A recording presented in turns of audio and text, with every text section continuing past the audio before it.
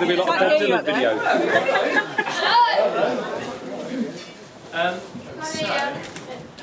I would just like to start by reiterating Al's words of thanks. I know lots of people put in a huge amount of work and effort into everything that's gone on today, so thank you to everyone for that. I think it's been absolutely fantastic. And of course I need to say that Kev, you look absolutely fabulous, as do the bridesmaids.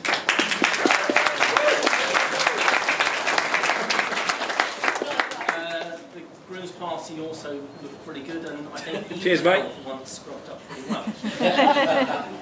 And Hev, I should compliment you on planning this for a date that will make sure that Al will always remember it, coming just one day after Ed Ball's Day.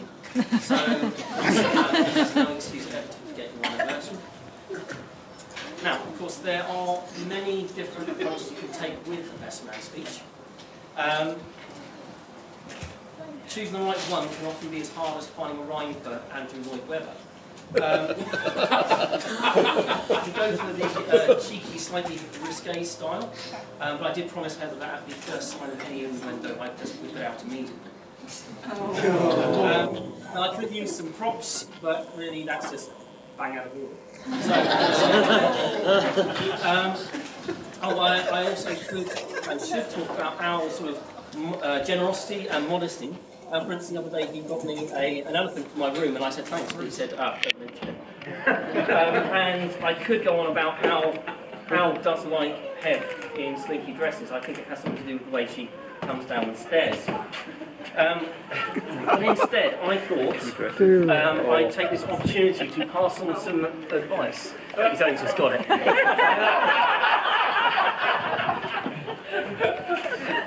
So, yeah, I thought I'd pass on some advice about marriage and life in general from my many, many years of experience and a little bit of searching the internet. Well, to be honest, quite a lot of searching the internet. So, here we go. This is my top 10 tips for a happy marriage. Number 1, focus on the positive. So, Hev, it is so much better to focus on how great it is that you've got to your destination so much earlier than expected, rather than mentioning how quickly Al was driving.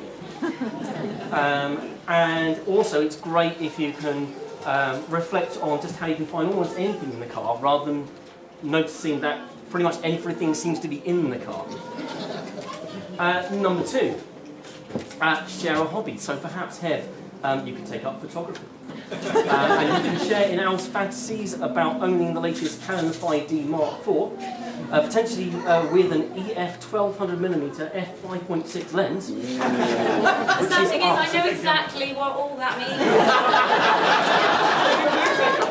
See, you'll know the fantastic candid photographs you can take from about 5 miles away with that.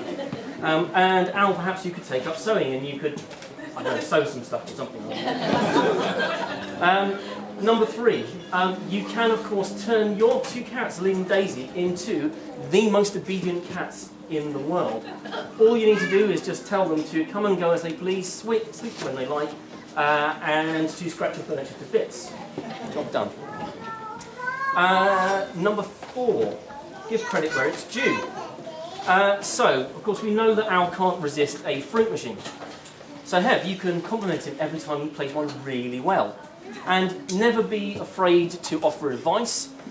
So, for instance, if you think it sounds like the machine's full, you can tell him that the tubes are full and it's about to pay out a jackpot. Perhaps you could pull down that reel, bring that extra bar in, or hold the lemons. That's always a good one. But do be careful. It's very easy to be misinterpreted.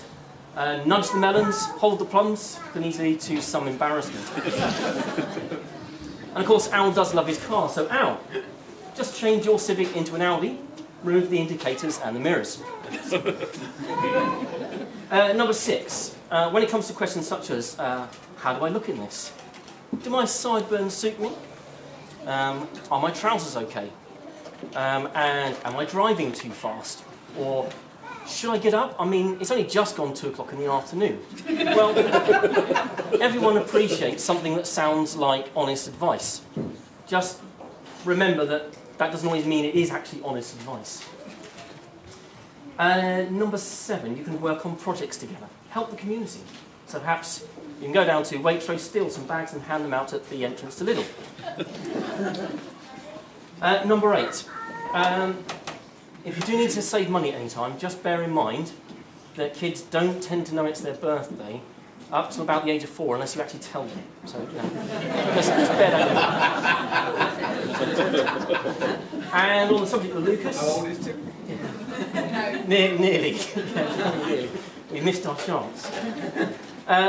So, if you want to make Lucas really annoyed in his teenage years, just fit a soft closing mechanism to his door.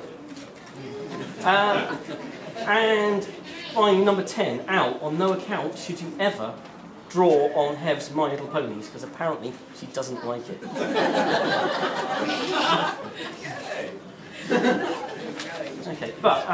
Okay, so all that's very silly. I don't really know why I'm offering any advice at all.